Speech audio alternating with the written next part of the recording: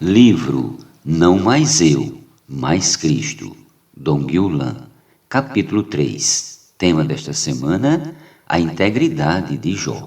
Meta de hoje, leitura das páginas 29 a 30.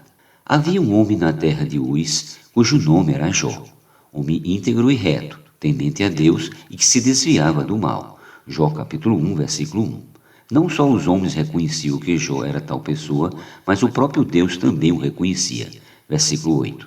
Prova disso é que depois da primeira provação pela qual Jó passou, versículos 13 a 22, Deus repetiu as mesmas palavras sobre ele para Satanás. Jó capítulo 2, versículos do 1 ao 7. O padrão de perfeição dos homens daquela época era que os homens deviam ser íntegros, retos, tementes a Deus e se desviassem do mal. Sem dúvida, desejamos almejar esse padrão. No entanto, ao contrário de Jó, essas características não podem ter origem em nós mesmos, mas devem provir do fato de Cristo viver em nós. Para Deus não é suficiente que o homem é capaz de produzir por si mesmo. Tanto Deus quanto o homem precisam do que Cristo é.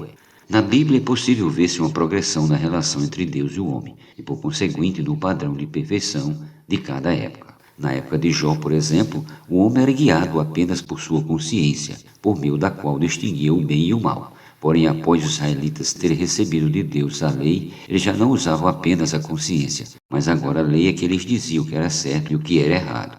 No entanto, nenhuma dessas situações satisfazia plenamente a Deus, uma vez que por si mesmo o homem jamais alcançará o padrão de santidade e perfeição de Deus. Por isso ele se fez homem, morreu, ressuscitou, tornou-se o Espírito que dá vida, e como Espírito ele habita em todos os que creem. 1 Coríntios capítulo 15, versículo 45, parte B, e capítulo 3, versículo 16 a 17. Assim, a vida de Cristo é o padrão de bem e mal no interior daqueles que creem.